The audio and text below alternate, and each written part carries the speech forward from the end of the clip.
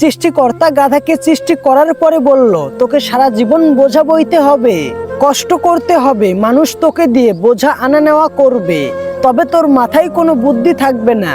তোর আয়ু দেওয়া হলো 50 বছর। তখন গাধা বলল, আমাকে দিয়ে মানুষ শুধু কষ্টই করাবে, আমার মাথায় কোনো বুদ্ধিও থাকবে না, মানে সারাটা জীবন আমাকে শুধু কষ্টই করতে হবে।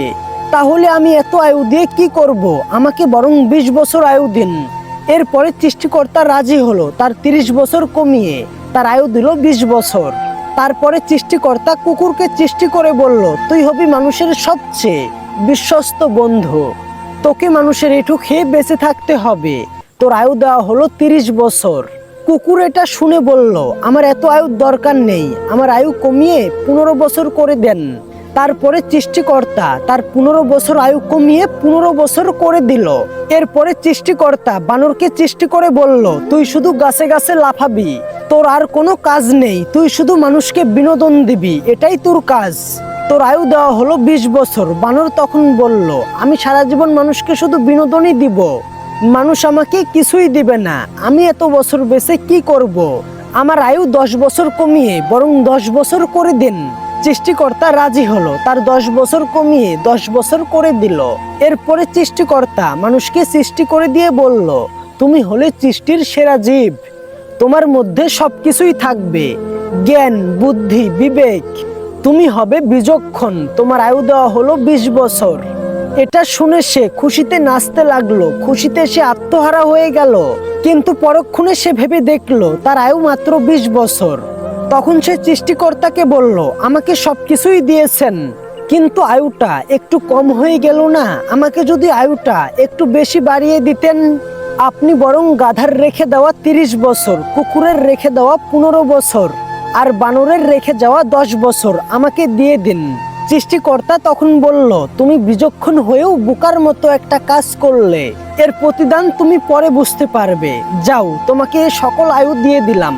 এরপর থেকে মানুষ মূলত বাঁচে 20 বছর, তারপরে 30 বছর গাধার মতো খাটে সংসারে, তারপরে কুকুরের মতো 15 বছর সন্তানের এ ঘরে ও ঘরে বেরিয়ে বেরিয়ে খেতে হয়, আর বাকি 10 বছর একটা বানরের মতো লাঠি হাতে করে নিয়ে নাতি নাতনিদেরকে দিয়েই কাটিয়ে দিতে হয় সারাটা জীবন। সেই বুড়িটা আজ মারা গেল। বুড়োটা চামড়া ভাঁজ হয়ে থাকার মধ্যে ছোট্ট বসে যাওয়া চোখ দুটো দিয়ে দেখলো। এরপরে যেন একটা নাটকের সমাপ্তি হলো। তার ব্যবহৃত জিনিসপত্র নিয়ে ভাগাভাগি। তার মেয়েদের মধ্যে কেউ নিবে বালাগুলো, কেউ নিবে চুড়ি, আবার কেউ নিবে শাড়িটা বিছানার চাদর বানাবে। মনের বাজারে চিতির দর ঘষাঘষি করতে করতে আর বুড়োটা শুধু চেয়ে চেয়ে তাদের কাণ্ড কারখানাগুলো দেখে। যে যার মতো করে কাজে ব্যস্ত হয়ে গেল। বুড়োটা শুধু হাতের লাঠিটা নিয়ে এদিক ওদিক চলাফেরা করে। সেদিন নাতি দৌড়ে এসে বলল, দাদু দাদু, তুমি মারা গেলে এই লাঠিটা আমাকে দিয়ে যেও। ওপাশ থেকে বৌমা এসে বলে, দাঁড়া, তোকে আজকে মেরেই ফেলবো, বলছি না এমন কথা বলতে হয় না। বুড়ো শুধু হাসে। যেই বৌমা এত সুন্দর করে মধুর করে কথা বলে, সেই বৌমাও পাড়া প্রতিবেশীর কাছে বলে বেড়ায়। বুড়োটা যে কবে মরবে, কবে যে বাড়িটা থেকে মুক্তি নিবে, কবে যে শান্তি মতো বাঁচতে পারবো। বুড়োটার শুধু কষ্ট, মরে গেলেই বাঁচে। সেদিন নাতি তার বন্ধুদের সঙ্গে ঘরে আড্ডা দিচ্ছিল আর বলছিল, দাদুর অবস্থা বেশি ভালো না, কিছুদিন পরেই উইকেট পড়ে গেলেই ওই ঘরটা আমার, আর ওই ঘরে বসে আমরা সবাই মিলে জমিয়ে আড্ডা দিতে পারবো। বুড়োটা আজ কারো বাবা না, বুড়োটা আজ কারো শ্বশুর না, বুড়োটা আজ কারো দাদু না, বুড়োটা আজ শুধু একটি বোঝা। তাড়াতাড়ি বিদায় হলেই সবাই বাঁচে। আজকে বুড়োর জন্মদিন ছিল। গত বছরে বুড়ি বেঁচে ছিল, একটু সময় রেঁধে খাইয়েছিল। আজকে কেউ মনেও করলো না, বুড়োটা মনে করিয়েও দিল না। কি দরকার তাদেরকে আমার জন্মদিনের কথা মনে করিয়ে দেওয়ার, যারা কিনা উত পেতে আছে আমার মৃত্যু কবে হবে সেটা নিয়ে। সেদিন নাতনির জন্মদিন ছিল, শত শত মানুষকে খাওয়ানো হলো। বুড়োটার হিসাব তো বাকি পড়ে আছে, বুড়োটা মরার পরেও তো খাওয়াতে হবে। তখন দুই সন্তানের মধ্যে ঝামেলা বাঁধবে, কে খাওয়াবে। সেদিন বুড়িটা মরে যাওয়ার পরেও তো এটাই হয়েছিল, দুই সন্তানের মধ্যে ঝামেলা বেঁধেছিল, কে মানুষদেরকে খাওয়াবে। প্রায় প্রতিদিনই দুই ছেলের ঘরে ঝগড়া হয়, বুড়োটাকে কে খাওয়াবে।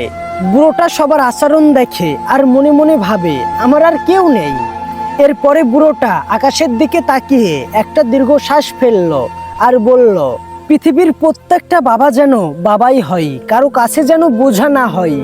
এই হলো মানুষের অবস্থা। মানুষকে 20 বছর বাঁচার জন্য হায়াত দিয়েছিল সৃষ্টিকর্তা, কিন্তু মানুষ তা বাড়িয়ে 70 বছর 80 বছরে নিয়ে গেছে।